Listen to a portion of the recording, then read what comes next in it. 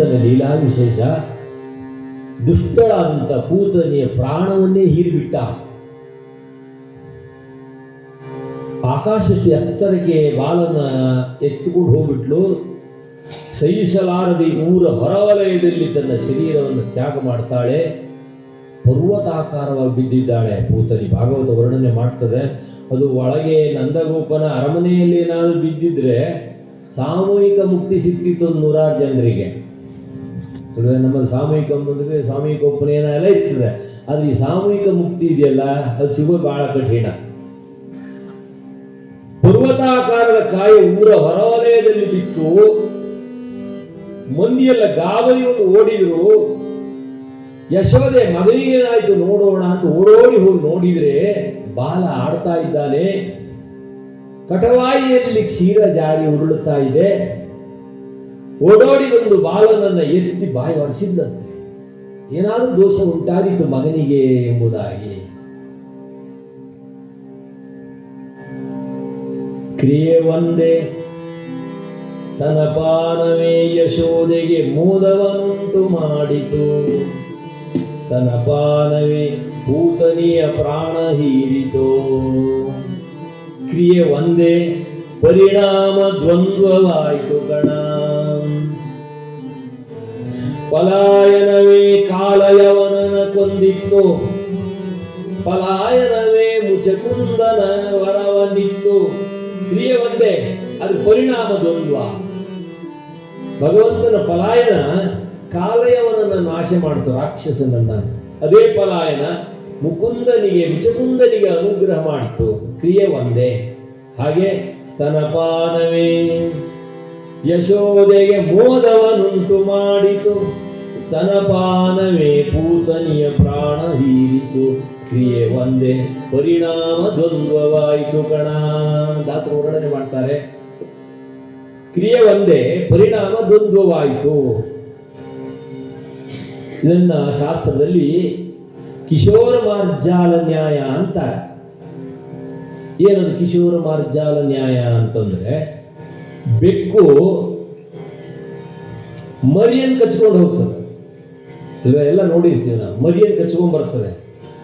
ಮರಿ ಸತ್ತವರಂತೆ ಬಿದ್ದಿರ್ತದೆ. ಆ ಸಮಯದಲ್ಲಿ ತಾಯಿ ಯಾವಾಗ ಹಿಡಿತೋ ಆ ಮರಿ ಏನ್ ಮಾಡ್ತದೆ?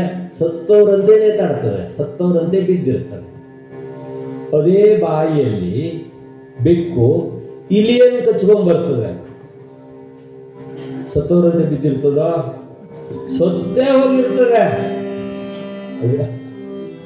ಅದು ಕಿಶೋರ ಮಾರ್ಜಾಲ ನ್ಯಾಯ ಅಂತ. ಹಾಗೆ ಭಗವಂತನ ಕ್ರಿಯೆ ಒಂದೇ, ಪರಿಣಾಮ ದ್ವಂದ್ವವಾಯಿತು ಕಣ. ಇಡೀ ಊರು ಮಂದಿ ಎಲ್ಲ ನೋಡಿದ್ರು, ಗಾಬರಿಗೊಂಡ್ರು. ಹೊರವಲಗೆ ನೋಡಿದರೆ ಯಶೋದೆ ಓಡಿ ಹೋಗಿ ಬಾಲನ್ನು ಎತ್ತಿ ತಬ್ಬಿಕೊಳ್ತಾಳೆ. ಇದು ಹೀಗೆ ಬಿಟ್ರೆ ಊರೆಲ್ಲ ಗಬ್ಬು ವಾಸನೆ ಆದೀತು. ಹಾಗಾಗಿ ಏನ್ ಮಾಡಿದ್ರು, ಎಲ್ಲ ಕೊಡ್ಲಿ ತಂದ್ರು, ಕರಗಾಸ ತಂದ್ರು, ಕತ್ತರಿಸಿ ಕತ್ತರಿಸಿ ಕತ್ತರಿಸಿ ದೊಡ್ಡ ಗುಡ್ಡೆ ಹೊಡೆದ್ರು. ಇಲ್ಲಿದ್ರೆ ಚಿತೆ ಸಾಧ್ಯನೇ ಇಲ್ಲ, ದೊಡ್ಡ ಗುಡ್ಡೆ. ಆ ಚಿತೆಯನ್ನು ಸುಡೋದಕ್ಕೋಸ್ಕರವಾಗಿ ಪೂತನಿಯ ಚಿತೆಯನ್ನು ಸುಟ್ರೆ ಇಡೀ ನಂದಗೋಪನ ವ್ರಜಭೂಮಿ ಗಂಧ ಪರಿಮಳ ಬಂತು ಅಂತ ಭಾಗವತ ವರ್ಣನೆ ಮಾಡ್ತದೆ. ಯಾಕೆ? ಭಗವಂತನ ಅಂಗಸಂಗ. ದುಷ್ಪರಿಣಾಮ ಆದ್ದಲ್ಲ, ದುರ್ವಾಸನೆ ಬಂದಿದ್ದು ಅಲ್ಲ. ಆ ಶರೀರವನ್ನು ಸುಟ್ಟಾಕ್ಷಣ ಇಡೀ ನಂದಗೋಪನ ಅರಮನೆಯಲ್ಲ, ನಂದ ವ್ರಜಭೂಮಿಯಲ್ಲ ಗಂಧದ ಪರಿಮಳವಾಯಿತು. ಪೂತನೀಯ ಮೋಕ್ಷ ಕಥಾಶ್ರವಣ ಮಾತ್ರದಿಂದ ಕಲೌ ತತ್ ಕೀರ್ತನಂ ಪುಣ್ಯಂ ಧನಕಾಮಸ್ಯ ಧನದಂ ಪುತ್ರಕಾಮಸ್ಯ ಪುತ್ರದಂ ರೋಗಾರ್ಥಸ್ಯ ಚ ರೋಗಾಗ್ನಂ ಜ್ಞಾನಿನಾಂ ಜ್ಞಾನ ಸಾಧನಂ. ಪೂತನೇ ಮೋಕ್ಷ ಕಥಾವಸ್ತುವನ್ನು ಶ್ರವಣ ಮಾಡಿದ್ರೆ ಇಂಥ ಪ್ರಾಪ್ತಿ ಆಗ್ತಿದೆ. ಯಾಕೆ? ಭಗವಂತನ ಅಂಗಸಂಗ ಅಷ್ಟೊಂದು ವಿಶೇಷವಾಗಿರ್ತದೆ ಅಂತ. ಬರೀ ಕಥೆ ಮಾತ್ರ ಅಲ್ಲ, ಅವನ ಪ್ರತಿಯೊಂದು ಅಂಗಸಂಗ, ರೂಪ, ಐಶ್ವರ್ಯ, ಜ್ಞಾನ, ಗುಣ, ಔದಾರ್ಯ, ಸೌಶೀಲ್ಯಾದಿ ಅನಂತ ಕಲ್ಯಾಣ ಗುಣ ಪರಿಪೂರ್ಣನಾದ ಪರಮಾತ್ಮನ ಒಂದೊಂದು ಮಹಿಮೆಯು ಅಷ್ಟೊಂದು ಶ್ರೇಷ್ಠವಾಗಿದೆ. ಆ ಬಾಲನನ್ನು ಕರೆತರ್ತಾಳೆ ಕೃಷ್ಣನನ್ನ. ಬಾಲಹರಿಯನ್ನು ಕರೆ ತಂದು ಏನು ಮಾಡ್ತಾಳೆ ಗೊತ್ತೇ, ಕೊಟ್ಟಿಗೆ ಕರೆತಿರ್ತಾಳೆ. ಕೊಟ್ಟಿಗೆ ದೊಡ್ಡಿ ಕರೆ ತಂದು ಅವನು ನಿಲ್ಲಿಸಿ 24 ಕೇಂದ್ರದಲ್ಲಿ 24 ಶರೀರದ ಅಂಗಾಂಗಗಳಿಗೆ ಕೇಶವ, ನಾರಾಯಣ, ಮಾಧವ, ಗೋವಿಂದ ಸೆಗಣಿ ಹಚ್ಚಿದ್ದಂತೆ. ಏನ್ ಮಾಡಿದ್ಲು? ಬಾಲನಿಗೆ ದೃಷ್ಟಿ ತಾಗಬಾರದೆಂಬುದಾಗಿ ಕೊಟ್ಟಿಗೆ ಕರ್ಕೊಂಡು ಹೋಗಿ 24 ಮುದ್ದೆ ಅವನ ಮೈ ಮೇಲೆ ಇಟ್ಟು ನಾಮಸ್ಮರಣೆ, ಕೇಶವಾಯ ನಮಃ, ನಾರಾಯಣಾಯ ನಮಃ, ಮಾಧವಾಯ ನಮಃ, ಗೋವಿಂದಾಯ ನಮಃ, ವಿಷ್ಣುವೇ ನಮಃ, ಮಧುಸೂದನಾಯ ನಮಃ, ತ್ರಿವಿಕ್ರಮಾಯ ನಮಃ, ವಾಮನ, ಶ್ರೀಧರ, ಋಷಿಕೇಶ, ಪದ್ಮನಾಭಾದಿಗಳ ನಾಮದಿಂದ ಸೆಗಣಿ ಹಚ್ಚಿದ್ಲು ಕೃಷ್ಣನ ಮೈಗೆ. ನಮ್ಮ ಹೆಣ್ಮಕ್ಳು ಈ ಪೇಟೆ ಸಗಣಿ ಮುಟ್ಲಿಕ್ಕಂತೂ ಆಗೋದಿಲ್ಲ ಬಿಡಿ. ಕೊಟ್ಟಿಗೆಯಲ್ಲಿ ಸಗಣಿ ಹಾಕಿ ಸಾರಿಸ್ಲಿಕ್ಕೆ, ಕೊಟ್ಟಿಗೆ ಮನೆ ಬಾಗಿಲು ಸಾರಿಸ್ಲಿಕ್ಕೆ ಉಂಟ. ಅದು ಈ ದೂರವಾಗ್ತಾ ಇದೆ. ನಮ್ಮ ಸಹೋದರಿ ಹಳೆ ಹೆಣ್ಣುಮಕ್ಕಳು ತಾಯಿದ್ರು ಮಾಡ್ಯಾರ. ಈಗಿನ ಹೆಣ್ಮಕ್ಳು ಕೊಟ್ಟಿಗೆ ಹೋಗೋದಿರಲಿ, ಸಗಣಿ ಬಿದ್ದಿದೆ ಅಂದ್ರೆ 10 ಮಾರು ಆ ಕಡೆ ದಾಟಿ ಹೋಗ್ತಾರೆ ಅವರು. ಆದರೆ ಗೋ ಮಾಯ ಬಹಳ ಶ್ರೇಷ್ಠವಾದದ್ದು. ಗಂಗಾ, ಗೀತಾ ಚ ಗಾಯತ್ರಿ, ಗೋವಿಂದೋ ಗರುಡಧ್ವಜ, ಚತುರ್ಗಕಾರ ಸಂಯುಕ್ತ ಪುನರ್ಜನ್ಮ ನ ವಿದ್ಯತೆ. ಗುರುಗೀತೆ ವರ್ಣನೆ ಮಾಡ್ತದೆ. ಗೋವಿನ ಸಂಪತ್ತು ಎಲ್ಲಿದೆಯೋ ಅಲ್ಲಿ ಭೂಮಿ ಲಕ್ಷ್ಮಿಯನ್ನು ಅನುಗ್ರಹ ಮಾಡ್ತಾಳಂತೆ. ಗೋ ಸಂಪತ್ತಿದ್ದಲ್ಲಿ ಆ ಮೂಲಕವಾಗಿ ಲಕ್ಷ್ಮಿ ಸಂಪನ್ನವಾಗ್ತದೆ. ನಮಗೆ ಸಾಫ್ಟ್ವೇರ್ ಮಾತ್ರ ಅಲ್ಲ, ಎಲ್ಲಿಂದ? ಗೋ ಸಂಪತ್ತಿನಿಂದಲೂ ಪ್ರಾಪ್ತಿ ಇದೆ. ಅದಕ್ಕಾಗಿ ಗೋ ಅನ್ನೋ ಸ್ಥಳದಲ್ಲಿ ಲಕ್ಷ್ಮಿ ಎಂಬ ಇನ್ನೊಂದು ಶಬ್ದವೂ ಇದೆ. ಹಸುವಿಗೆ ಅಂತಹ ಸಂಪತ್ತನ್ನು ಕೊಡುವವರು ಅಂತ. ಲಕ್ಷ್ಮಿ ಬೇಕಾದವರು ಅದನ್ನು ಮಾಡಬಹುದು ಅಂತ. ಇವತ್ತು ಪ್ರಪಂಚದಲ್ಲಿ ಎಲ್ಲ ಲಕ್ಷ್ಮಿಯನ್ನೇ ಬಯಸೋದು, ನಾರಾಯಣನ ಯಾರು ಬಯಸೋದೇ ಇಲ್ಲ ಅಲ್ವೇ? ಇದು ಇಲ್ಲಿ ಕಥೆ ಅಲ್ಲ, ವೈಕುಂಠದಲ್ಲಿ ಒಂದ್ಸಾರಿ ನಡೆಯಿತಂತೆ. ಲಕ್ಷ್ಮೀನಾರಾಯಣರಿಗೆ ವಿವಾದ ಉಂಟಾಯಿತು. ಲಕ್ಷ್ಮಿ ಹೇಳಿದಂತೆ ಒಂದು ದಿವಸ ನಾರಾಯಣನ ಪಾದ ಒತ್ತುತ್ತಾ ಇರುವಾಗ, ಸ್ವಾಮಿ, ಪ್ರಪಂಚದಲ್ಲಿ ಭೂಮಿಯಲ್ಲಿ ನನ್ನ ಭಕ್ತರೇ ಜಾಸ್ತಿ ಅಂದಳಂತೆ. ಯಾರು ಹೇಳಿದ್ದು? ಲಕ್ಷ್ಮಿ. ಯಾರಿಗೆ ಹೇಳಿದ್ದು? ವಿಷ್ಣು. ನಾರಾಯಣನಿಗೆ ಹೇಳಿದ್ದು. ಪತಿ ಹೇಳಿದ್ದು, ಸ್ವಾಮಿ, ನನ್ನ ಭಕ್ತರೇ ಭೂಮಿಯಲ್ಲಿ ಬಹಳ ಜನ ಇದ್ದಾರೆ, ಬಹಳ ಹೆಚ್ಚು ಭಕ್ತರು ನನ್ನ ಭಕ್ತರೇ, ಲಕ್ಷ್ಮೀ ಭಕ್ತರೇ. ನಾರಾಯಣ ಅಂದ, ಇಲ್ಲ ಇಲ್ಲ, ನನ್ನ ಭಕ್ತರೇ ಜಾಸ್ತಿ ಇದ್ದಾರೆ ಅಂದ. ಹಾಗಾದ್ರೆ ಪರೀಕ್ಷೆ ಆಗಲಿ ಅಂದವಳು. ನೋಡೋಣ, ಪರೀಕ್ಷೆ ಆಗಲಿ ಅಂದು. ಹಾಗಾಗಿ ಇಬ್ಬರು ಏನು ಮಾಡಿದರು? ಭೂಮಿ ಬಂದರು. ನಾರಾಯಣ ಏನು ಮಾಡಿದ? ತನ್ನ ರೂಪವನ್ನು ಮರೆಮಾಚಿ ಹರಿದಾಸರ ರೂಪವನ್ನು ಹಾಕೊಂಡು ಬಂದಂತೆ. ಆಮೇಲೆ ಕೀರ್ತನಕಾರನಾಗಿಯೇ ಬಂದು ಅವರಿಗೆ ತಾಳಮೇಳ ಯಾರು? ನಾರದ ತುಂಬೂರರು, ಶರನ್ನವರಾತ್ರೆ, ಇಂತಹ ಒಂದು ದೊಡ್ಡ ದೇವಸ್ಥಾನ ಊರೊಳ ಮಧ್ಯದಲ್ಲಿ ನಾರಾಯಣ ದೇವರದ್ದು ಹರಿಕತೆ ಪ್ರಾರಂಭ ಆಯಿತು. ಸಾವಿರ ಮಂದಿ ಸೇರಿದ್ದಾರೆ. ನಾರಾಯಣ ಬಹಳ ಸಂತೋಷ ಆಯಿತು. ನನ್ನ ಭಕ್ತರೇ ಈ ಪ್ರಪಂಚದಲ್ಲಿ ಬಹಳ ಇದ್ದಾರೆ ಹೀಗಂದುಕೊಂಡ. ಮೊದಲನೇ ದಿವಸ ಬಹಳ ಜನ ಸೇರಿದ್ದಾರೆ, ಪ್ರಪಂಚದಲ್ಲಿ ನನ್ನ ಭಕ್ತರೇ ಹೆಚ್ಚಿಗಿದ್ದಾರೆ, ಇದು ಲಕ್ಷ್ಮಿ ಹೇಳಬೇಕು ಹೀಗೊಂದು ಲಕ್ಷ್ಮಿ ತಿಳಿಸಿದ್ದು ಆಯಿತು. ಮಾರನೇ ದಿವಸ ಲಕ್ಷ್ಮಿ ಬರ್ತಾಳೆ, ನೋಡ್ತಾಳೆ, ಹೌದು ಬಹಳ ಜನ ಸೇರಿದ್ದಾರಲ್ಲ. ಇವರೆಲ್ಲ ಅವಸರವಾಗಿ ಕೀರ್ತನೆ ಹೋಗೋ ಸಮಯದಲ್ಲಿ ಲಕ್ಷ್ಮಿ ಒಂದು 30-35 ತರುಣಿಯ ರೂಪವನ್ನು ಧರಿಸಿ ಎಲ್ಲರೂ ಮುಂದೆ ಹೋಗಬೇಕು ಅಂತ ಕೀರ್ತನೆ ಹೊರಡುವಂತಹ ಸಮಯದಲ್ಲಿ ಒಬ್ಬ ಆಕೆಯನ್ನು ಭೇಟಿ ಮಾಡಿ, ಅವ್ವ ಯಾವ ಕಡೆ ಹೋಗ್ತಾ ಇದ್ದೀಯವ? ಇಲ್ಲ, ನಾರಾಯಣದಾಸರ ಹರಿಕತೆ ಅಂತ ವೈಕುಂಠದಿಂದ ಬಂದಿದ್ದಾರಂತೆ ಅವರು ಹೇಳಿ ಕೀರ್ತನೆ ಹೋಗ್ಬೇಕು ಅಂತ ಅವಸರ ಹೋಗ್ತಾ ಇರುವಾಗ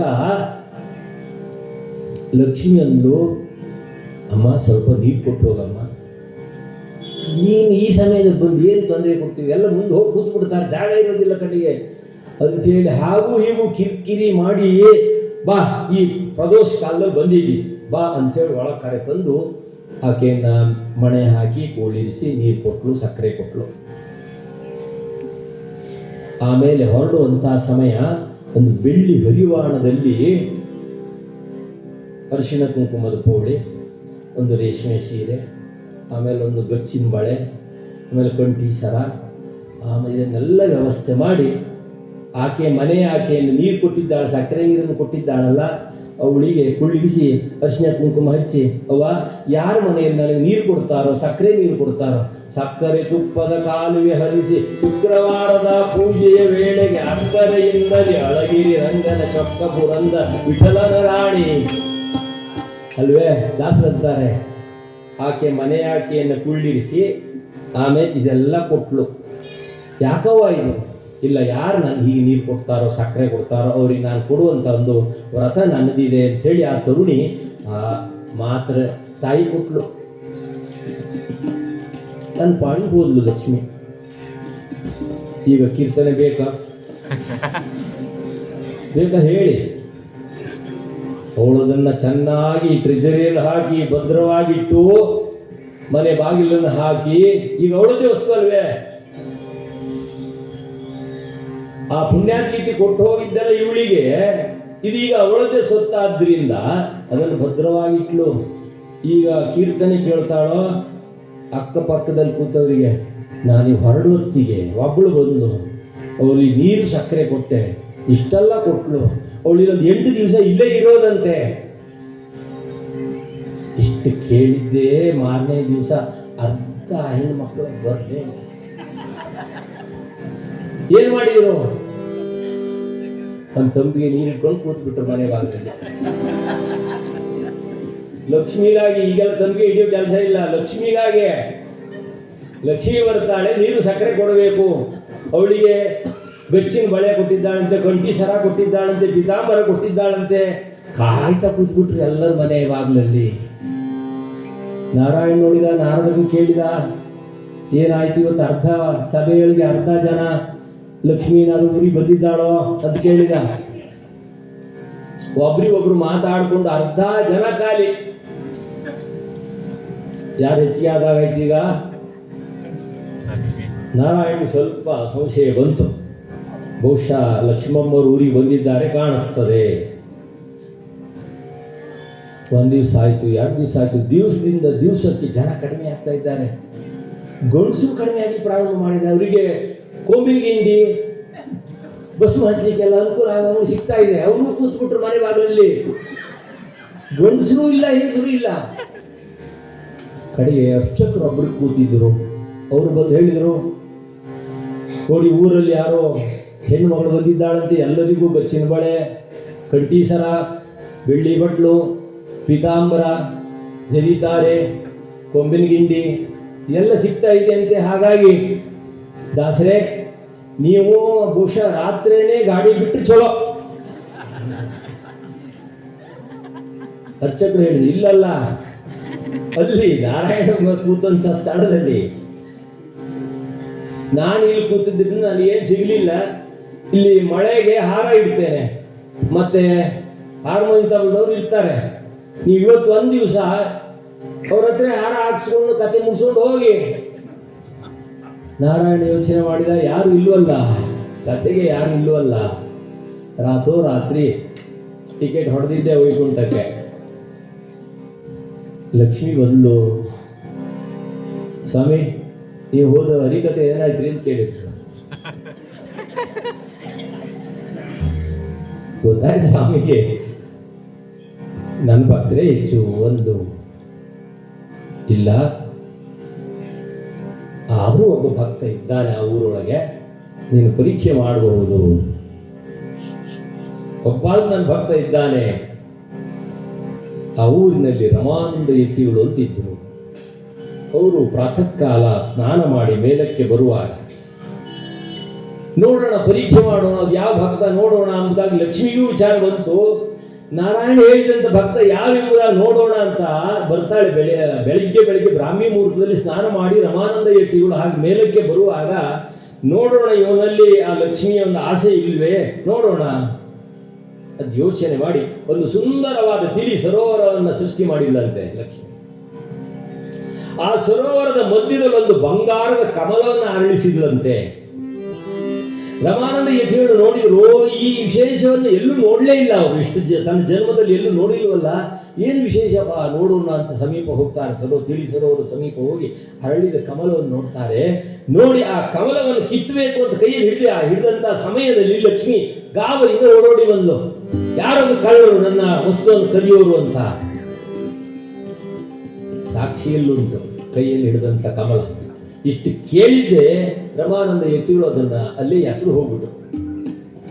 ಬಂಗಾರದ ಕಮಲ ಅದು, ಎಲ್ಲೂ ನೋಡಿಲ್ಲ ಅವರು. ಸಾಕ್ಷಿಗಾಗಿ ಆ ಕಮಲವನ್ನು ಎತ್ತುಕೊಂಡು ತಂದು ವಿಷ್ಣುವಿನ ಪಾದದಲ್ಲಿ ಇಟ್ಲು ಲಕ್ಷ್ಮಿ. ಸ್ವಾಮಿ, ನೀವು ಹೇಳಿದಂಥ ಭಕ್ತ ಲಕ್ಷ್ಮೀ ಭಕ್ತ ಅಲ್ಲ ಅಂತ ಹೇಳಿದ್ರಲ್ಲ, ನೋಡಿ ಸಾಕ್ಷಿಗಾಗಿ ನಾನು ತಂದಿದ್ದೇನೆ. ಬಂಗಾರದ ಕಮಲವನ್ನು ನಾನು ಕಿತ್ತು ತಂದಿದ್ದೇನೆ, ಅವನ ಕೈಯಿಂದ ಇಲ್ಲಿ ತಂದು ಪಾದಕ್ಕಿಟ್ಟಿದ್ದೇನೆ. ಲಕ್ಷ್ಮಿ, ಒಪ್ತೀಯ ನೀನು? ಎಂಥ ಭಕ್ತ ನೋಡು. ಅವ ಕಿತ್ತಂಥ ಕಮಲ ಎಲ್ಲಿಟ್ಟಿದ್ದಿ? ನನ್ನ ಪಾದದಲ್ಲಿ ಇಟ್ಟಿದ್ದಿ. ನಿನ್ನ ಮೂಲಕವಾಗಿ ನನ್ನ ಪಾದಕ್ಕೆ ಸಮರ್ಪಣೆ ಮಾಡಿದ ಅಲ್ವೇ? ಎಂಥ ಭಕ್ತವ ಅಲ್ವೇ? ಪಾದ ಸೇವನೆಯಲ್ಲಿ ಲಕ್ಷ್ಮಿ ನಿನ್ನ ಒಡಗೂಡಿ ನಿನ್ನಿಂದ ಈ ಮೂಲಕವಾಗಿ ನನ್ನ ಸೇವೆ ಅನುಕೂಲ ಆಗಲಿ ಅಂತ ಕಳುಹಿಕೊಟ್ಟಿದ್ದಾನೆ ಅನ್ನುವಾಗ ಲಕ್ಷ್ಮಿ ಅರ್ಥವಾಯಿತು. ಪಾತ್ರ ರೂಪದಲ್ಲಿ ನಿಂತು ಚಿತ್ರಚರಿತನಾದ ಹರಿಯ ತಾನೇ ಸೇವೆಗೈಯುತಿಯಳು. ಏನು ಧನ್ಯಳೋ ಲಕ್ಷ್ಮಿ ಎಂಥ ಮಾನ್ಯಳೋ, ಏನು ಧನ್ಯಳೋ ಲಕ್ಷ್ಮಿ ಎಂಥ ಮಾನ್ಯಳೋ, ಏನು ಧನ್ಯಳೋ ಲಕ್ಷ್ಮಿ ಎಂಥ ಮಾನ್ಯಳೋ. ಎಲ್ಲವೂ ಭಗವಂತನನ್ನ ಸೇವೆ ಮಾಡೋದಕ್ಕೋಸ್ಕರವಾಗಿ ಆ ರೂಪದಲ್ಲಿ, ಪಾತ್ರ ರೂಪದಲ್ಲಿಯೂ ತಾನಿದ್ದಾಳೆ, ಹೂವಿನ ರೂಪದಲ್ಲಿಯೂ ತಾನಿದ್ದಾಳೆ. ಲಕ್ಷ್ಮಿ ತಾನು ಅರ್ಚನ ಮೂಲಕವಾಗಿ ಭಗವತ್ ಸೇವೆಯನ್ನು ಮಾಡೋದಕ್ಕೋಸ್ಕರವಾಗಿ ನಾನಾ ವಿಧದ ರೂಪವನ್ನು ಧರಿಸಿ, ನೋಡಿ ನಮ್ಮ ಅರ್ಚಕರು ಹೇಳ್ತಿದ್ರು, ಬೆಂಗಳೂರಿನ ಪುಷ್ಪ ಬರ್ತದೆ ಭಗವತ್ ಸೇವೆಗೋಸ್ಕರವಾಗಿ ಅಂತಂದ್ರೆ ಏನರ್ಥ? ಆ ಸೇವೆಗೋಸ್ಕರವಾಗಿ ಕಳುಹುತ್ತಾ ಲಕ್ಷ್ಮೀ ಪಾತ್ರದಲ್ಲಿ ಇದ್ದಾಳೆ, ಆ ಹೂವಿನಲ್ಲೂ ಲಕ್ಷ್ಮಿ ಇದ್ದಾಳೆ, ಅಲಂಕಾರದ ದಿವ್ಯವಾದಂಥ ಆಭರಣದಲ್ಲಿ ಲಕ್ಷ್ಮಿ ಇದ್ದಾಳೆ. ಆ ಮೂಲಕವಾಗಿ ಭಗವತ್ ಸೇವೆಯನ್ನು ಕೈಯೋದಕ್ಕೋಸ್ಕರವಾಗಿ ಪಾದ ಸೇವನೆಯಲ್ಲಿ ಲಕ್ಷ್ಮಿ. ಪಾತ್ರ ರೂಪದಲ್ಲಿ ನಿಂತು ಚಿತ್ರಚರಿತನಾದ ಹರಿಯ ತಾನೇ ಸೇವೆಗೈಯುತಿಯಳು. ಎಲ್ಲ ಆಭರಣವೂ ಹೌದು, ಪಾತ್ರ ರೂಪದಲ್ಲಿರುವಂಥ ಎಲ್ಲ ವಸ್ತುವು ಸಹ ಲಕ್ಷ್ಮಿಯ ಸನ್ನಿಧಿ ಇರೋಣವಾದ್ದರಿಂದ ನಾರಾಯಣನ ಭಕ್ತರೇ ಹೆಚ್ಚು ಅಲ್ವೇ? ಲಕ್ಷ್ಮಿಯ ಈ ಸೇವೆ ಯಾಕೆ ಮುಟ್ತದೆ ಅಂದರೆ ಭಗವಂತನಿಗೆ ಲಕ್ಷ್ಮಿಯ ಮೂಲಕವಾಗಿಯೇ ಮುಟ್ಟಬೇಕು ಅಂತ ಭಗವಂತನಿಗೆ ಅರ್ಪಣೆ ಆಗಬೇಕು ಅನ್ನೋದನ್ನು ದಾಸ ಮಾರ್ಗದರ್ಶನ ಮಾಡ್ತಾರೆ. ಹಾಗಾಗಿ ಲಕ್ಷ್ಮೀನಾರಾಯಣನ ಸ್ಮರಣೆ ಮಾಡ್ತಾ ಲಕ್ಷ್ಮೀ ರಮಣ ಗೋವಿಂದ ಗೋವಿಂದ ಆಗಲೇ ಭಗವಂತನ ಸೇವಾ ಕೈಂಕರ್ಯವನ್ನು ನಡೆಸೋದಕ್ಕೋಸ್ಕರವಾಗಿ ಯಶೋದೆ ಒಂದು ಪುಣ್ಯಕಾಲ ಬಂದಿದೆ. ತಪಸ್ಸು ಮಾಡಿ ಮಾಡಿ ಶ್ರೀಹರಿಯನ್ನೇ ಪುತ್ರರೂಪವಾಗಿ ಧರಿಸಿ ಆ ಪಡ್ಕೊಂಡಂತಹ ಯಶೋದೆ ತಾನು 24 ನಾಮವನ್ನು ಸ್ಮರಣೆ ಮಾಡಿ ಸಗಣಿಯನ್ನು ಮೈ ತುಂಬ ಹಚ್ಚಿದಳು. ಆಮೇಲೆ ಗೋಮೂತ್ರದಿಂದ ಕೃಷ್ಣನಿಗೆ ಸ್ನಾನ ಮಾಡಿಸಿದ್ಳು ಅಲ್ವೇ? ಗೋಮೂತ್ರದಿಂದ ಸ್ನಾನ ಮಾಡಿಸಿದ್ಳು. ಮತ್ತೆ ಬಾಲಕನನ್ನ ಗುಪ್ತವಾಗಿ ಬೆಳೆಸ್ತಾಳೆ. ಜಗದೋದ್ಧಾರನ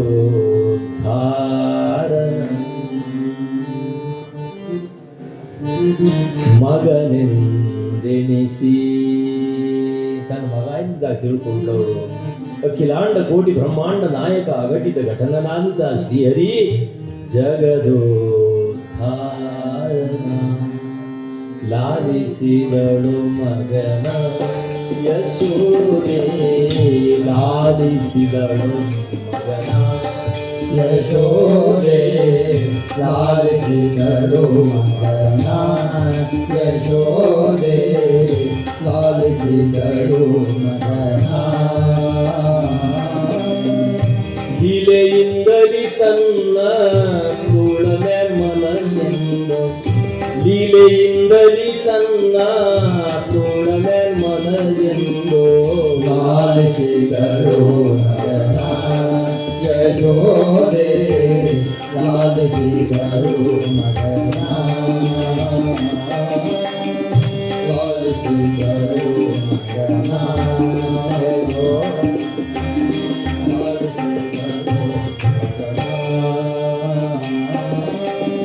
ಅರಳೆಲೆ ಮಾಗಾಗಿ ಕೊರಳ ಮುತ್ತಿನ ಸರ, ಅರಳೆಲೆ ಮಾಗಾಗಿ ಕೊರಳ ಮುತ್ತಿನ ಸರ, ಸರಳನ ಮೈ ಸಿರಿ ಕರುಣಿ ನೋಡುತ್ತ ಹಿಗ್ಗಿ ಸರಳನ ಮೈ ಸಿರಿ ಕರುಣಿ ನೋಡುತ್ತ ಹಿಗ್ಗಿ ಲಾಲಿಗಳು ಮಗನ ಯಶೋದೆ ಲಾಲಿಗಳು ಮಗನ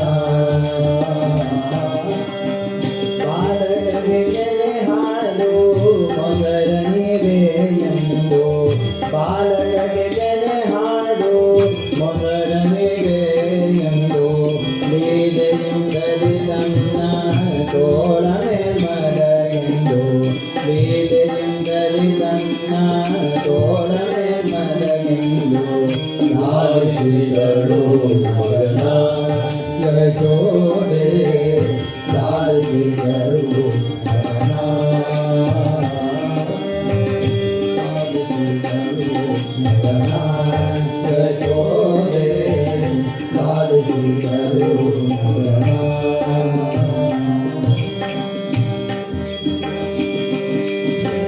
ಅರಳಲೆ ಮಾಂಗಾಯೆ ಕೊರಳ ಮುತ್ತಿನ ಸರ ಅರಳಲೆ ಮಾಂಗಾಯೆ ಕೊರಳ ಮುತ್ತಿನ ಸರ ಕರಳೆಯರೊಳಗೂಡಿ ಕರುಣಿ ನೋಡುತ್ತ ಹಿಗ್ಗಿ ಕರಳೆಯರೊಳಗೂಡಿ ಕರುಣಿ ನೋಡುತ್ತ ಹಿಗ್ಗಿ ಲಾಲಿಸಿದರು ಮಗನ ಯಶೋದೆ ಲಾಲಿಸಿದರು ಮಗನ ಲಾಲಿಸಿದರು ಮಗನ ಮುಗುಳು ನಗೆಯಿಂದ ಮುದ್ದುತ್ತಾರು ರಂಗ ಮುಗುಳು ನಗೆಯಿಂದ ಮುದ್ದುತ್ತಾರು ರಂಗ ಜಗದೊಡೆಯ ಸಿರಿ ಪುರಂದರ ವಿಠಲನೆಂದು ಜಗದೊಡೆಯ ಸಿರಿ ಪುರಂದರ ವಿಠಲನೆಂದು ಲಾಲಿಸಿದರು ಮಗನ ಯಶೋದೆ ಲಾಲಿಸಿದರು ಮಗನ ಜಗದು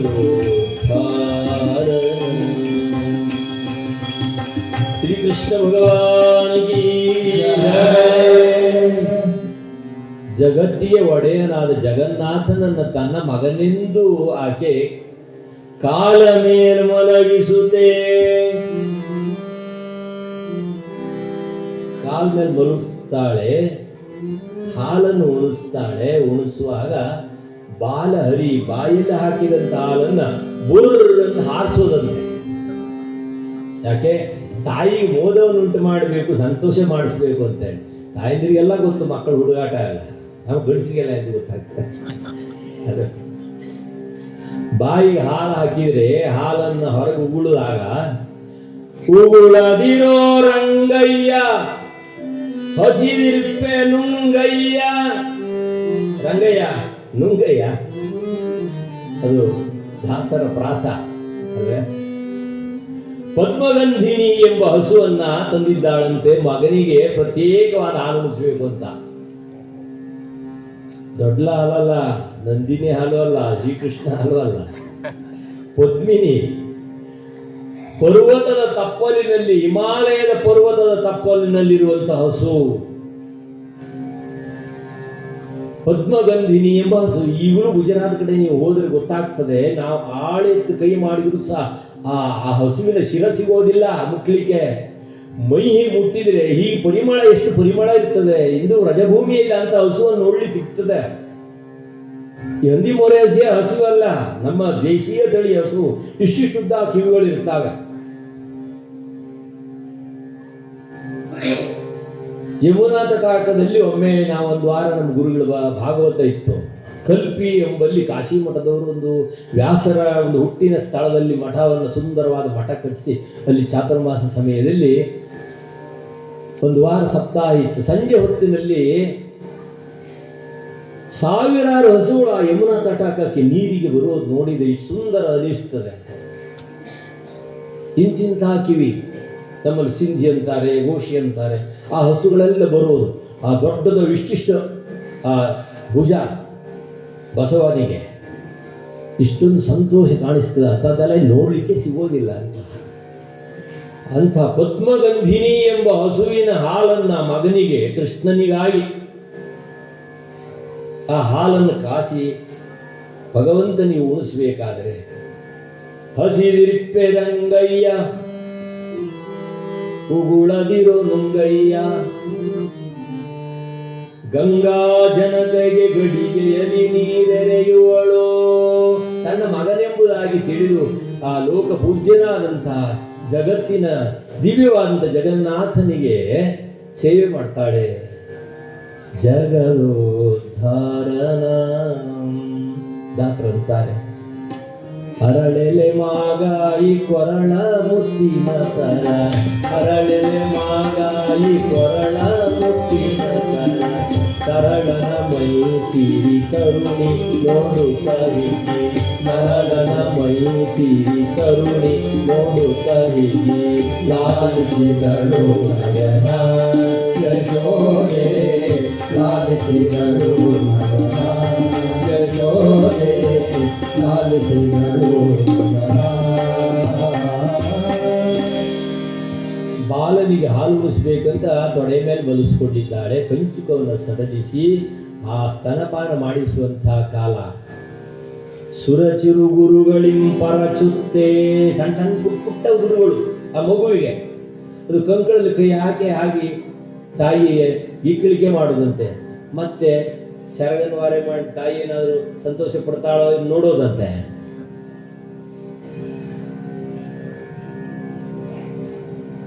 ಮೈ ತುಂಬ ಕನ್ನಡಿ ಹಳ್ಳು. ಗುಜರಾತ್ನ ಮಂದಿ ಹೆಣ್ಮಕ್ಳು ಬಟ್ಟೆ ಹೊಡೋದು ನೋಡಿರ್ಬೋದು ಅಲ್ವೇ, ಅವ್ರ ಮೈ ತುಂಬ ಕನ್ನಡಿ ಹಳ್ಳು. ಅಷ್ಟರಲ್ಲೂ ಕೃಷ್ಣನ ರೂಪ ಕಂಡು ಬರ್ತದೆ. ಇನ್ನೂ ಸಂತೋಷ ಆ ಹುಡುಗರಿಗೆ, ಮಕ್ಕಳಿಗೆ. ಎಲ್ಲ ಕನ್ನಡಿಯಲ್ಲಿಯೂ ಭಗವಂತನ ರೂಪ ಕಂಡು ಬರ್ತದೆ. ಈ ರೀತಿ ಯಶೋದೆಗೆ ಮೋದವನ್ನು ಉಂಟು ಮಾಡ್ತಾನೆ ಭಗವಂತ. ಎಂಥ ಪುಣ್ಯಾಳ ಆಕೆ ಅಲ್ವೇ.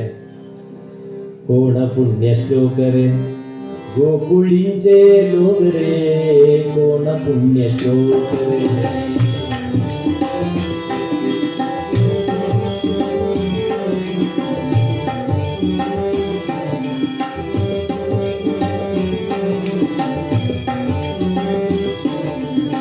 पृथ्वी जेणे तृप्त केली याची यशोदा भोजन गाली, याची यशोदा भोजन गाली.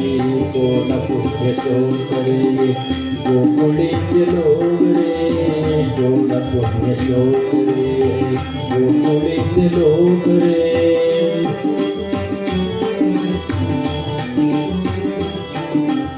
ಶ್ರೀಕೃಷ್ಣ ಭಗವಾನ್ ಕಿ ಜಯ.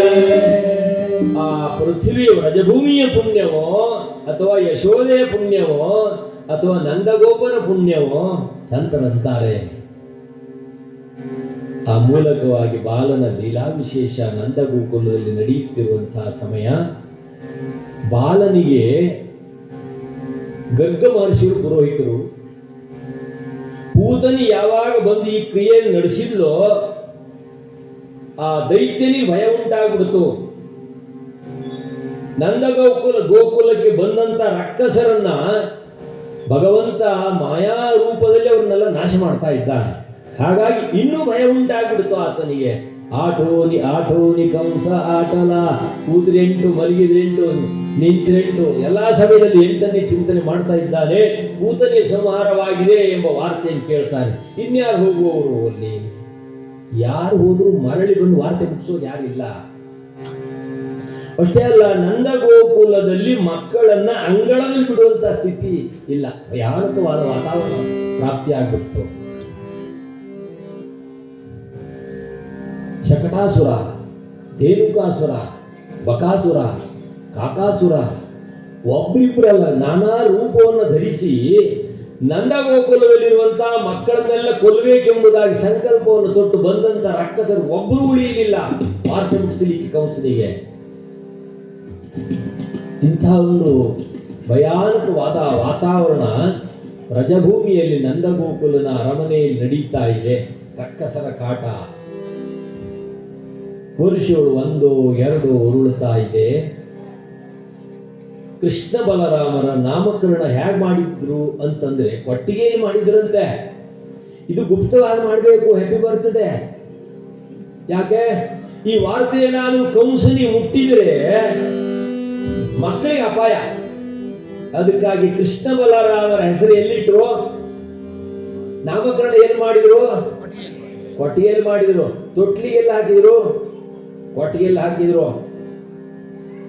ಕೊಟ್ಟಿಗೆ ತೊಟ್ಟಿಲು ಕಟ್ಟಿ ತೊಟ್ಟಿಲಿಗೆ ಭಗವಂತನ ಹುಟ್ಟುಹಬ್ಬ ಆ ರೀತಿ ಆಚರಣೆ ಮಾಡಿದ್ರಂತೆ ಗರ್ಗರು. ನಂದಗೋಪನಿಗೆ ಹೇಳಿದ್ರು ಈ ವಾರ್ತೆ ಗುಪ್ತವಾಗಿರಬೇಕು.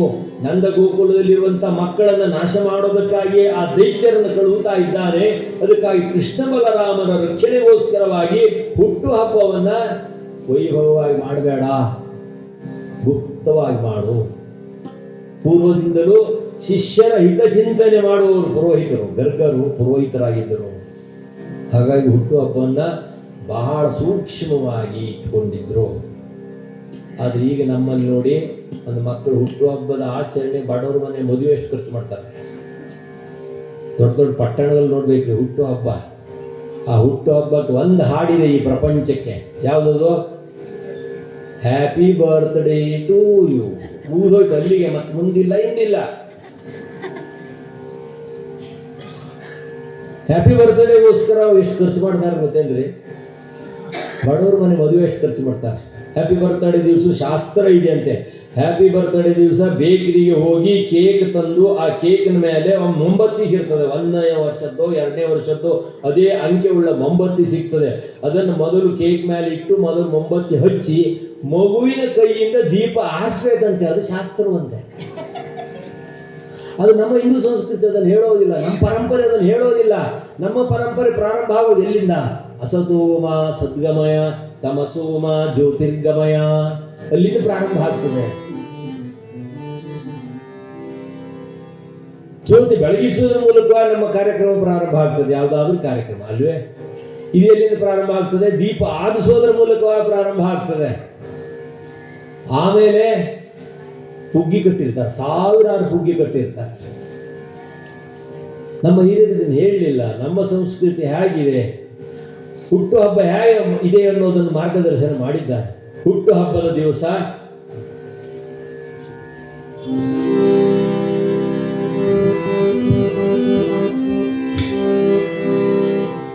ಹುಟ್ಟುಹಬ್ಬದ ದಿವಸ ಮಗುವನ್ನು ದೇವಸ್ಥಾನಕ್ಕೆ ಕರೆತಂದು ದೇವರ ಮುಂದೆ ನಂದಾದೀಪ ಬೆಳಗಿಸಬೇಕು. ಅಂದ್ರೆ ಏನರ್ಥ? ನಂದದೇ ಇರುವಂತಹ ದೀಪ. ನನ್ನ ಕುಲ, ನನ್ನ ಕುಟುಂಬ, ನನ್ನ ಪರಂಪರೆ, ನನ್ನ ಸಂಸ್ಕೃತಿ ದೇವರ ಮುಂದೆ ಹಚ್ಚಿಟ್ಟ ನಂದಾದೀಪದಂತೆ ಬೆಳಗಿಕೊಂಡು ಹೋಗಬೇಕೆಂಬುದಾಗಿ ನಮ್ಮ ಹಿರಿಯರ ಚಿಂತನೆ. ಆಮೇಲೆ ಹೊಸ ಅಂಗಿಯನ್ನ ತೊಡಿಸಿ, ವಸ್ತ್ರವನ್ನು ತೊಡಿಸಿ, ಹರಿಗುರುಗಳ ಆಶೀರ್ವಾದವನ್ನು ಕೊಡಿಸ್ಬೇಕು. ಇದು ನಮ್ಮ ಪರಂಪರೆಯ ಸಂಸ್ಕೃತಿಯ ನಿಯಮ. ಆದರೆ ಯಾರಂತೆ? ಅವ್ರು ಮಾಡಿದಂತೆ ಇವರು, ಇವ್ರು ಮಾಡಿದಂತೆ ಅವರು, ಅಲ್ವೇ? ಕೃಷ್ಣ ಬಲರಾಮರಿಗೆ ಭೂಮಿಯ ಚಿನ್ನದ ತೊಟ್ಟಿಲ ಎಲ್ಲಿದ್ರು? ಎಲ್ಲಿ ಕಟ್ಟಿದ್ರು? ಕೊಟ್ಟಿಗೆಯಲ್ಲಿ. ಭೂಮಿಯ ಚಿನ್ನದ ತೊಟ್ಟಿಲ ಮಾಡಿ ಸೋಮಸೂರ್ಯರು ಎಂಬೋ ಕಡಲೂರಿ. ಭೂಮಿಯ ಚಿನ್ನದ ತೊಟ್ಟಿಲ ಮಾಡಿ ಸೋಮಸೂರ್ಯರು ಎಂಬೋ ಕಡಲೂರಿ. 4 ವೇದದ ಸರಪಳಿಯ ಮಾಡಿ ಆಕಾಶಕ್ಕೆ ಕೊಂಡೊಯ್ವರು. ಜೋ ಜೋ ಶ್ರೀ ಕೃಷ್ಣ ಪರಮಾನಂದ, ನಂದ ಗೋಪಿಯ ಕಂದ, ಜೋ ಜೋ ಮುಕುಂದ. ಜೋ ಜೋ ಜೋ ಜೋ ಜೋ ಜೋ ಜೋ ಜೋ ಜೋ ಜೋ ಜೋ ಜೋ ಜೋ ಜೋ ಚಿನ್ನದ ತೊಟ್ಟಿಲ ಮಾಡಿ ಸೋಮ ಸೂರ್ಯರು ಎಂಬೋ ಕಲಶವ ಹೋರಿ. ಭೂಮಿಯ ಚಿನ್ನದ ತೊಟ್ಟಿಲ ಮಾಡಿ ಸೋಮ ಸೂರ್ಯರು ಎಂಬೋ ಕಲಶವ ಹೋರಿ. ಶ್ರೀಕೃಷ್ಣ ಭಗವಾನಗಿ ಜಯ. ಭಗವಂತನ ತೊಟ್ಟಿಲಲ್ಲಿ ಹಾಕಿ ನಾಮಕರಣವಾಗಿದೆ ಗುಪ್ತವಾಗಿ. ಯಾಕೆ? ಕೂತ್ರಿ 8, ನಿಂತ್ರಿ 8, ಮಲಗಿದ್ರಿ 8.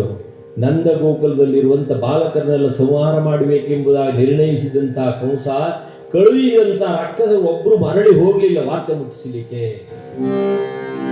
ಶಕಟಾಸುರ, ಧೇನುಕಾಸುರ, ಅಘಾಸುರ, ಬಕಾಸುರ, ಕಾಕಾಸುರ ಒಬ್ಬಿಬ್ಬರಲ್ಲ, ಎಲ್ಲ ರಾಕ್ಷಸರ ನಾಶವಾಗ್ತಾ ಇದೆ.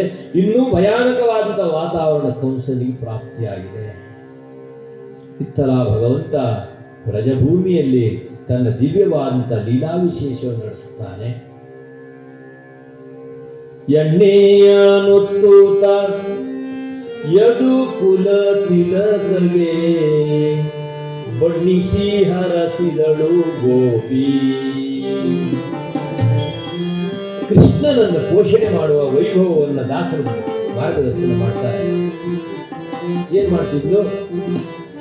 ಎಣ್ಣೆಯನೊತ್ತೂತ ಯದು ಕುಲ ತಿಲಕಗೆ ಬಣ್ಣಿಸಿ ಹರಸಿದಳು ಗೋಪಿ.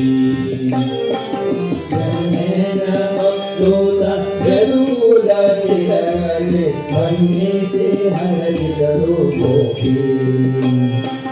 ರಾಯರ ಪಾಲಿಸೋ ರಕ್ಕಸರ ಸೋಲಿಸೋ, ರಾಯರ ಪಾಲಿಸೋ ರಕ್ಕಸರ ಸೋಲಿಸೋ, ವಾಯು ಸುತಗೆ ನೀ ಒಡೆಯಾಗೋ ಎನ್ನುತ್ತ ಬಣ್ಣಿಸಿ ಹರಸಿದಳು ಗೋಪಿ. ಬಣ್ಣಿಸಿ ಹರಸಿದಳು ಗೋಪಿ. ಎಣ್ಣೆಯನೊತ್ತು ಕಾಯದು ಕುಲ ತಿಲಕಗೆ, ಎಣ್ಣೆಯನೊತ್ತು ಕಾಯದು ಕುಲ ತಿಲಕಗೆ ಬಣ್ಣಿಸಿ ಹರಸಿದಳು ಗೋಪಿ. ದಾನವಾಂತಕನಾಗೋ ದಯಾಂಬುಧಿಯಾಗೋ, ದಾನವಾಂತಕನಾಗೋ ದಯಾಂಬುಧಿಯಾಗೋ, ಆರುಕ್ಮಿಣಿಗೆ ನೀ ಪತಿಯಾಗೋ ಎನ್ನುತ್ತ ಬಣ್ಣಿಸಿ ಹರಸಿದಳು ಗೋಪಿ. ಬಣ್ಣಿಸಿ ಹರಸಿದಳು ಗೋಪಿ. ಎಣ್ಣೆಯನೊತ್ತೂತ ಯದು ಕುಲ ತಿಲಕಗೆ, ಎಣ್ಣೆಯನೊತ್ತೂತ ಯದು ಕುಲ ತಿಲಕಗೆ ಬಣ್ಣಿಸಿ ಹರಸಿದಳು ಗೋಪಿ. ಬಣ್ಣಿಸಿ ಹರಸಿದಳು ಗೋಪಿ. ಶ್ರೀಕೃಷ್ಣ ಭಗವಾನ್ ಕೀ. ಎಲ್ಲರಿಗೂ ಆಯಾಸದ ಕಾಣಿಸ್ತದೆ. ಆಯಾಸಾದ್ ನಮಗೆ, ನಾವು ಊರಿಗೆ ಹೋಗ್ಬಂದು ಇವತ್ತು 8 ದಿವಸ ಆಯ್ತು ತಲೆ ಎಣ್ಣೆ ಕಾಣದೆ. ಇವತ್ತು ಊರಿಗೆ ಹೋಗಿ ಎಣ್ಣೆಯನೊತ್ತೂತ ಎಣ್ಣೆ ಸ್ನಾನ ಮಾಡಿಸ್ಕೊಂಡು ಬಂದೆ ಅಲ್ವೇ. ಎಣ್ಣೆಯನೊತ್ತೂತ ಯದು ಕುಲ ತಿಲಕಗೆ ಬಣ್ಣಿಸಿ ಹರಸಿದಳು ಗೋಪಿ. ಎಣ್ಣೆಯನೊತ್ತೂತ ಯದು ಕುಲ ತಿಲಕಗೆ ಬಣ್ಣಿಸಿ ಹರಸಿದಳು ಗೋಪಿ. ಒಂದು 8 ಆಕಳಿಗೆ ಬಂತು ನೋಡಿ, 8 ಆಕಳಿಗೆ ಬಂತು. ಯಾರ್ಯಾರು ಆಕಳಿಗೆ ತೆಗೆದಿದ್ದಾರೋ ಅವ್ರಿಗೆ ಗೊತ್ತು, ದಾಸರು ನೋಡಿದವ್ರಿಗೆ ಗೊತ್ತು ಯಾರ್ಯಾರು ತೆಗೆದಿದ್ದಾರೆ. ಆಕಳಿಗೆ ಬಂದ ಆ ಕ್ಷಣ ದಾಸರು ನೋಡಬಾರ್ದು ಅಂತ ಅವ್ರು ಬಾಯಿ ಮುಚ್ಚಿಕೊಂಡ್ರೆ ಮೂಗು ಅರಳುತ್ತದೆ. ಈ ಶೋಧ ಮಾಡಿದ್ದು, ಕಣ್ಣು ಗುಡ್ಡೆ ಅರಳುತ್ತದೆ. ಓಹೋ, ಇದು ಆಕಳಿಗೆ ಬಾಯಿ ಮುಚ್ಚಿದ್ರೆ ಏನಾಗ್ತದೆ ಪರಿಸ್ಥಿತಿ, ಅದಕ್ಕಾಗಿ ಬರ್ಲಿಕ್ಕೆ ಅವಕಾಶ ಕೊಡದಿದ್ದಾಗೆ ಹರಿಯೋಮ್ ಎಲ್ಲ ಈ ಕಡೆ ಇದ್ದೀರೋ ಅಂತ ಮತ್ತೆ ಕೇಳ್ಕೊಳ್ಬೇಕು ಅಲ್ವೇ.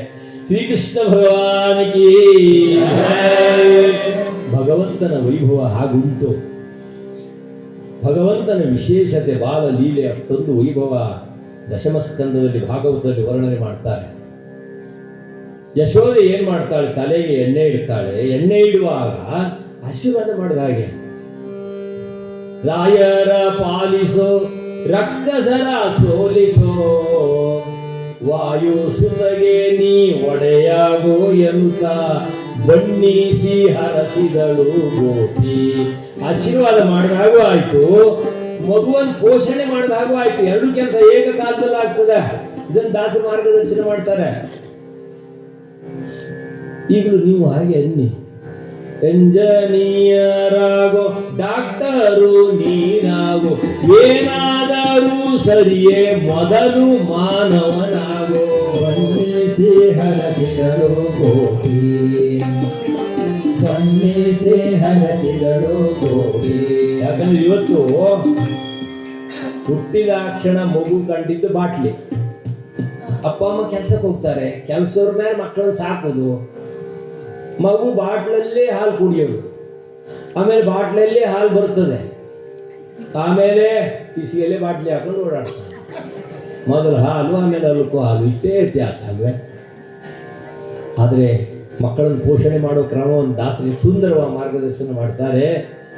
ರಾಯರ ಪಾಲಿಸೋ ರಕ್ಕಸರ ಸೋಲಿಸೋ, ರುಕ್ಮಿಣಿಗೆ ನೀ ಪತಿಯಾಗೋ ಎನ್ನುತ್ತಾ ಬಣ್ಣಿಸಿ ಹರಸಿದಳು ಗೋಪಿ.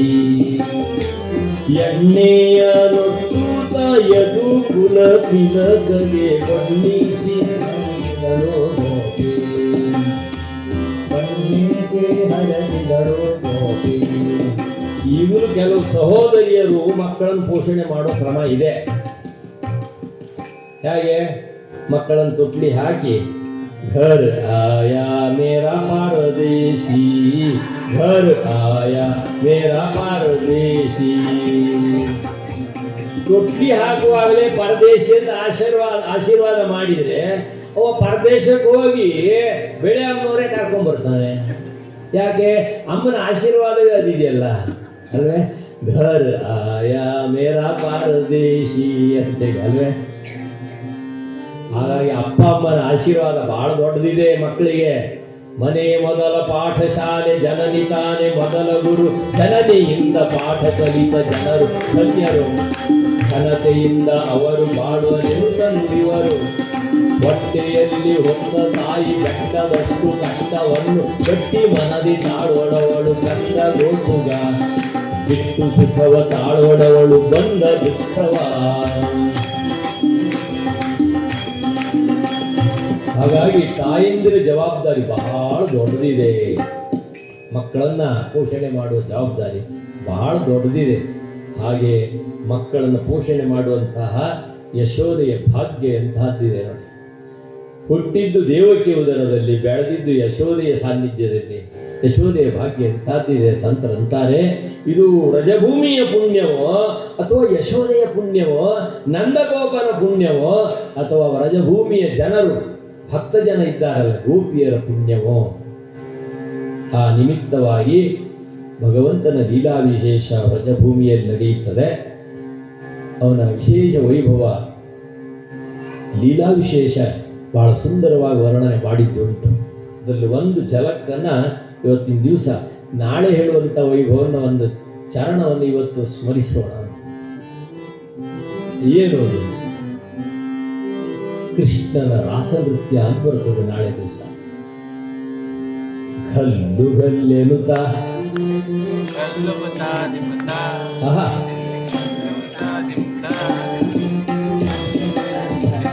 ನಾಳೆ ನೃತ್ಯ ಅದು. ಇವತ್ತೇ ಒಂದು ಝಲಕ್ ಅಷ್ಟೇ. ಆಹಾ ಗಲ್ಲು ಗಲ್ಲೆನುತ, ಆಹಾ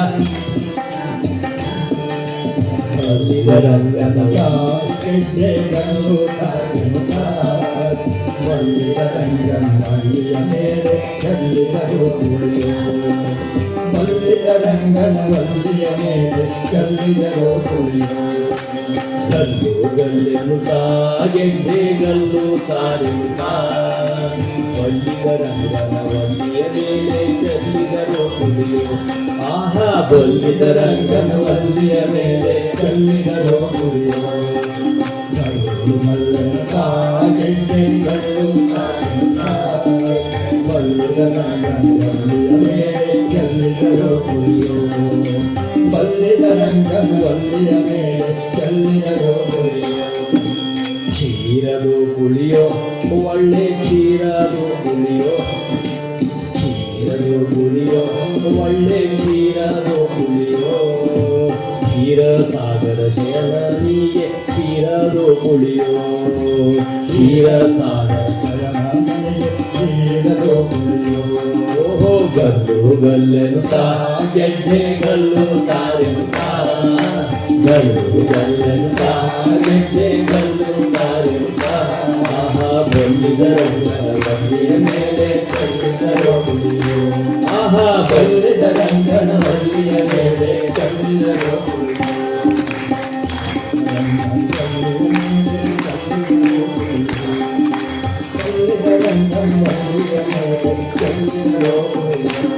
ಕೃಷ್ಣ ಭಗವಾನ ಕೀ ಇದು ನಾಳೆ ಹೀಗಾಗಿ ಮತ್ತೆ ನಾಳೆ ಎಲ್ಲ ಗೊರ್ಲಿ ಮಕ್ಕಳನ್ನೆಲ್ಲ ಕರ್ಕೊಂಡ್ ಬನ್ನಿ ಅಂತ ಅಲ್ವೇ. ಕೃಷ್ಣನ ಲೀಲಾ ವಿಶೇಷ ಬಹಳ ವಿಸ್ತಾರ ಇದೆ. ಇಂಥ ಭಾಗವತದ ವೈಭವ, ಭಗವಂತನ ಲೀಲಾ ವಿಶೇಷ ಅವ ನಡೆಸಿದ್ದು ಇನ್ನೂ ನೋಡ್ಲಿಕ್ಕೆ ಸಿಗ್ತದೆ. ಬ್ರಜಭೂಮಿಯಲ್ಲಿ ಬೃಂದಾವನದಲ್ಲಿ ರಾಸನೃತ್ಯ ನಡೆಯುವಂತಹ ಸಮಯ ಕೈಲಾಸದಲ್ಲಿ ಶಿವನಿಗೆ ಕೂತ್ಕೊಳ್ಳಿಕ್ಕಾಗಲಿಲ್ವಂತೆ. ನಿಮಗಲ್ಲ, ಕೈಲಾಸದಲ್ಲಿ ರಾಸನೃತ್ಯವನ್ನ ನಡೆಸುವಂತ ಭಗವಂತನ ವೈಭವವನ್ನು ನೋಡೋದಕ್ಕೋಸ್ಕರವಾಗಿ ಪಾರ್ವತಿ ಹೇಳಿದರಂತೆ, ಶಿವ ನಾನು ಸ್ವಲ್ಪ ಹೋಗಿ ಬರ್ತೇನೆ, ವ್ರಜಭೂಮಿಗೆ ವೃಂದಾವನಕ್ಕೆ ಹೋಗಿ ಬರ್ತೇನೆ, ಆ ರಾಸನೃತ್ಯದಲ್ಲಿ ನಾನು ಭಾಗವಹಿಸಬೇಕು, ಕೃಷ್ಣನ ಅಡೂರಿ ರಾಸನೃತ್ಯವನ್ನು ಭಾಗವಹಿಸಬೇಕು ಅಂತ ಬಂದ್ರೆ ಗೋಪಿಯರು ಒಳ ಪ್ರವೇಶ ಕೊಟ್ಟಿಲ್ಲ ಶಿವನಿಗೆ. ಯಾಕೆ? ನಮ್ಮ ಅಂತರಾತ್ಮದ ಪ್ರೇಮವನ್ನು ಹಂಚಿಕೊಂಡ್ಬಿಟ್ಟಾನ ಶಿವ. ಅದಕ್ಕಾಗಿ ನೀನು ಒಳ ಪ್ರವೇಶ ಮಾಡೋದಾದ್ರೆ ನಮ್ಮ ರೂಪವನ್ನೇ ಧರಿಸಬೇಕು ಅಂತಂದ್ರು ಗೋಪಿಯರು. ನೀನು ಕೃಷ್ಣನೊಡಗೂಡಿ ಈ ರಾಸನೃತ್ಯಕ್ಕೆ ಬರ್ತೀಯಂತಾದ್ರೆ ನಮ್ಮಂತೆ ಗೋಪಿಯರ ರೂಪವನ್ನು ಧರಿಸಬೇಕು. ಒಪ್ಪಿದ ಶಿವ.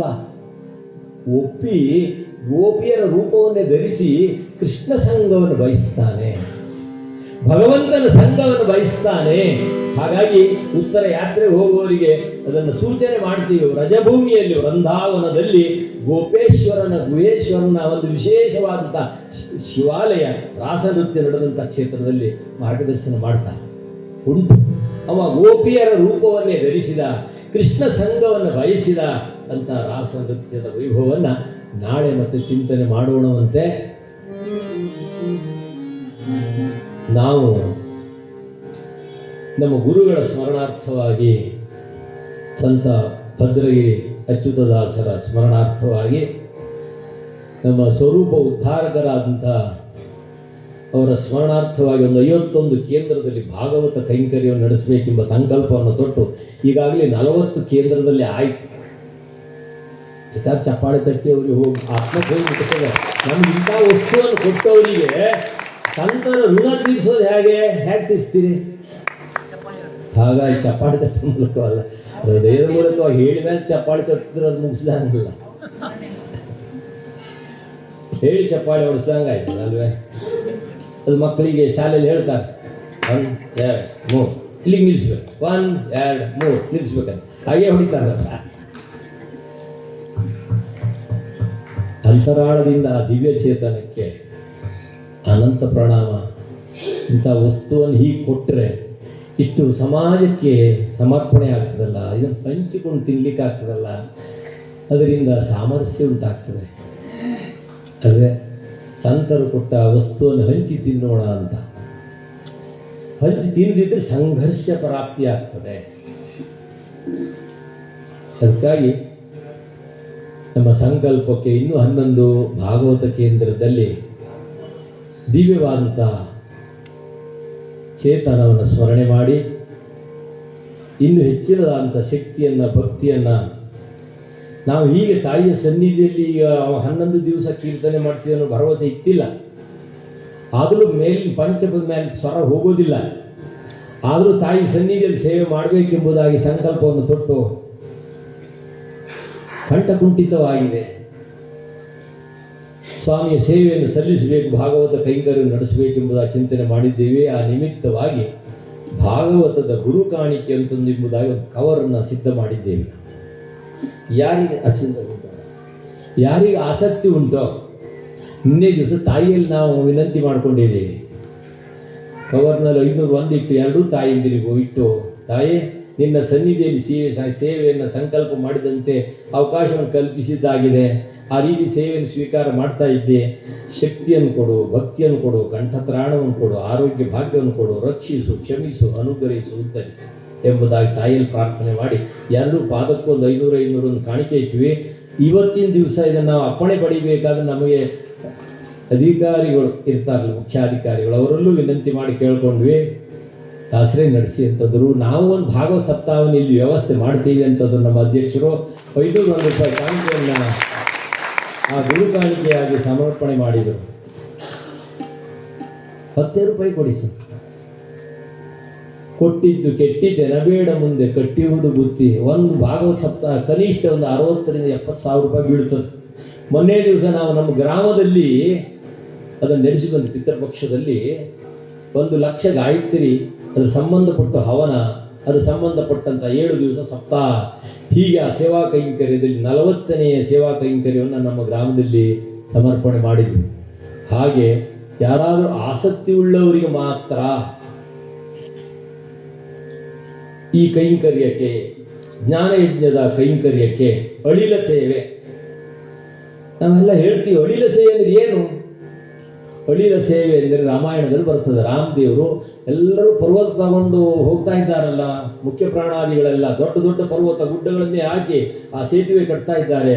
ಒಂದು ಅಳಿಲು ನೋಡಿತಂತೆ, ಅವರೆಲ್ಲ ದೊಡ್ಡ ದೊಡ್ಡ ಗುಡ್ಡ ಹೊರಡ್ತಾ ಇದ್ದಾರೆ, ನನ್ನಿಂದ ಸಾಧ್ಯ ಉಂಟೆ ಎಂಬುದ ಯೋಚನೆ ಮಾಡಿತು. ಆದರೂ ನಾನು ರಾಮನಿಗೆ ಒಂದು ಸೇವೆ ಮಾಡಬೇಕೆಂಬುದ ಸಂಕಲ್ಪವನ್ನು ತೊಟ್ಟು ಸಮುದ್ರದಲ್ಲಿ ಹೋಗಿ ಮುಳುಗಿತು, ಮೈಯೆಲ್ಲ ಒದ್ದೆ ಮಾಡಿಕೊಂಡಿತು. ಆಮೇಲೆ ಮರಳಲ್ಲಿ ಹೋಗಿ ಹೊರಳಾಡಿತು. ಒಂದು ಇಷ್ಟಾದರೂ ಬರ್ತದಲ್ಲ, ಎಲ್ಲಿ ಹೋಗಿ ಅಲ್ಲಿ ಸೇತುವೆ ಕಟ್ಟುವುದು ಹೋಗಿ ಮೈ ಕುಡುಗಿತಂತೆ, ಮತ್ತೆ ಓಡಿ ಬರೋದು, ಮತ್ತೆ ಹೋಗಿ ಅದ್ದಿ ಮೈಯೆಲ್ಲ ಅದ್ದಿ, ಆಮೇಲೆ ಹೊರಳಾಡೋದು ಮರಳಲ್ಲಿ, ಮೈ ತುಂಬ ಮರಳು ಬರ್ತದಲ್ಲ, ಮತ್ತೆ ಹೋಗಿ ಸಾಲಲ್ಲಿ ಹೋಗಿ ಅವ್ರ ಸಂಗಡ ಹೋಗಿ ಕುಡುಗಿ ಬರೋದು. ಇದು ಅಳಿಲ ಸೇವೆ. ರಾಮದೇವರು ಇದು ನೋಡಿದ. ರಾಮನಿಗೆ ಅಳಿಲ ಸೇವೆ. ಹೋಗಿ ತಾನು ಪ್ರಾಣಿಯ ಮೇಲೆ ದಯೆಯಲ್ಲಿರುವವನಿಗೆ ಹೋಗಿ ತನ್ನ 3 ಬೆರಳನ್ನು ಆ ಬೆನ್ನಿನಲ್ಲಿ ಇಟ್ಟನಂತೆ. ಹಾಗಾಗಿ ನಾವು ಕಾಣುವ ಅಳಿಲೆಲ್ಲ ಆ ಪರಂಪರೆ ನೋಡುವ ಬೆನ್ನ ಮೇಲೆ 3 ಎಳೆ ಆಗಿದೆ, ರಾಮ ಇಟ್ಟಂತ ಗುರುತೋದು. ಮುಂದೆ ಕಾಳಿಯ ನದಿಯಲ್ಲಿನ ಭಗವಂತನ ಚಿಹ್ನೆ ಬಿದ್ದಂಥ ಸರ್ಪದ ಕಥೆ ನಾಳೆ ಬರ್ತದೆ, ಕಾಳಿ ಮರ್ತನ ಅನ್ನೋದು. ಹಾಗಾಗಿ ರಕ್ಷಣೆ ಸಿಕ್ತು. ಹಾಗೆ ಅಳಿಲಿಗೂ ರಕ್ಷಣೆ ಸಿಕ್ತು. ಭಗವಂತನ ದಿವ್ಯವಾದಂಥ 3 ಬೆರಳನ್ನು ಇಟ್ಟಿರೋದ್ರಿಂದ ಯುಗ ಯುಗ ಕಳೆದರೂ ಸಹ ಪರಂಪರೆ ಹಾಗೆ ಉಳ್ಕೊಂಡು ಬಂದಿದೆ. ಅದು ಅಳಿಲ ಸೇವೆ. ಕೊಟ್ಟಿದ್ದು ಕೆಟ್ಟಿದ್ದೆನಬೇಡಿ ಮುಂದೆ ಕಟ್ಟಿಯುವುದು ಬುತ್ತಿ ಸರ್ವಜ್ಞ ಅಂದಿದ್ದಾರೆ. ನಾವು ಬರುವಾಗಲೇ ಒಂದು ಬೋರ್ಡ್ ನೋಡಿದ್ವಿ. ಇಲ್ಲಿ ವಿಷ್ಣು ಸಮಾಜದವರು ಇಲ್ಲಿ ಬಂದು ತಾಯಿಯ ಸೇವೆಯನ್ನು ಮಾಡಿ ಅನ್ನ ಸಂತರ್ಪಣೆ ಮಾಡುವಂಥ ಒಂದು ಯೋಗ್ಯತೆಯನ್ನು ಅವರು ಪಡ್ಕೊಂಡ್ರು ಅಲ್ವೇ? ನಮ್ಮ ಇಲ್ಲೇ ಪಿತೃಗಳು ತಲೆಮಾರಿ ಇಲ್ಲಿದ್ದು.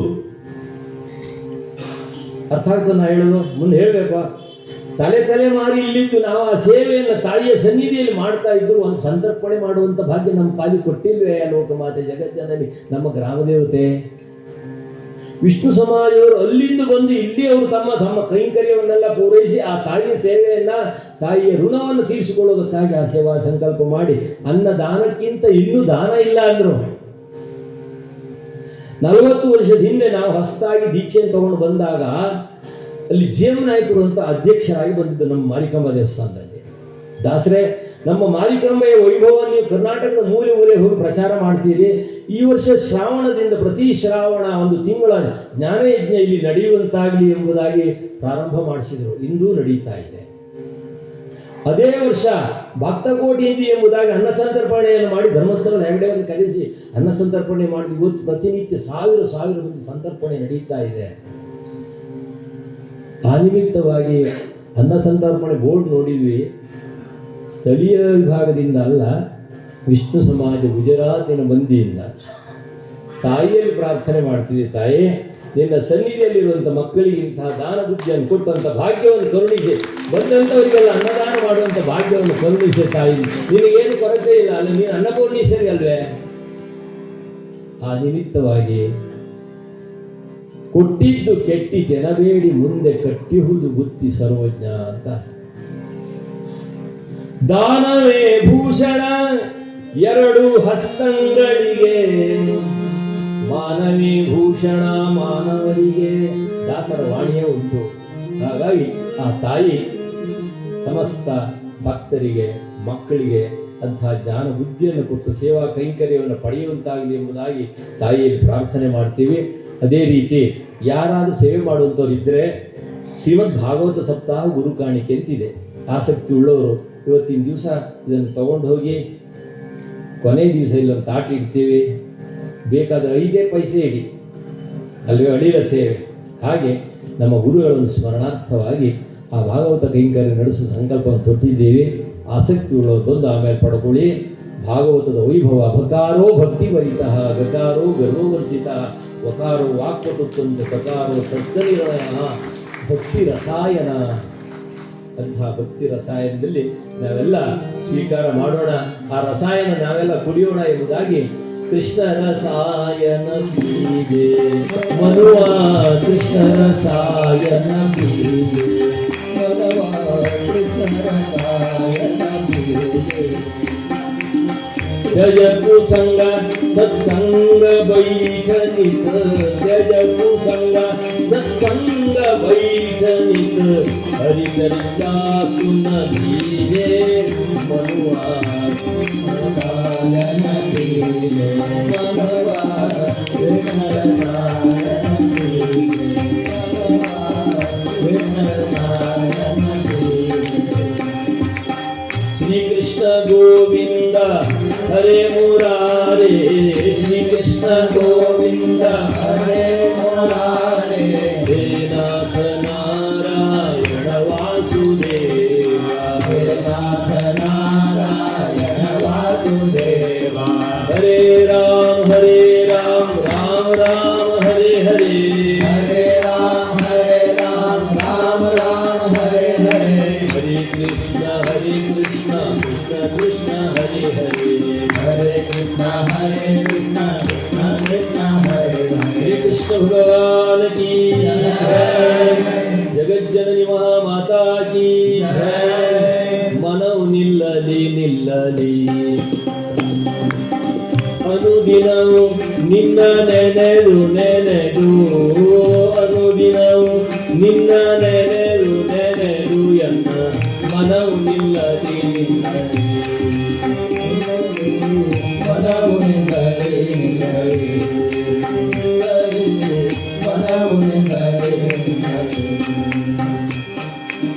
ಸುಖ ದುಃಖ ಲೆಕ್ಕಿಸದೆ ಮುಖ್ಯ ಫಲ ಮುಂದಿರಿಸಿ ಸುಖ ದುಃಖ ಲೆಕ್ಕಿಸದೆ ಮುಖ್ಯ ಫಲ ಮುಂದಿರಿಸಿ ನಿಮ್ಮುತ್ತ ಸೊಕ್ಕಿ ಮೋಹಕ್ಕೆ ಸಿಲುಕದೆ ಎನ್ನ ಮನವು ನಿಲ್ಲದೆ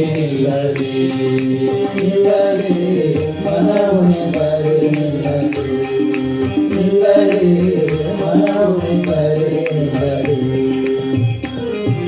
ನಾಳೆ ಮತ್ತೆ ಸರಿಯಾಗಿ 8:30ಗೆ ನಾವೆಲ್ಲ ಸೇರೋಣ ತಾಯಿಯ ಸನ್ನಿಧಿಯಲ್ಲಿ.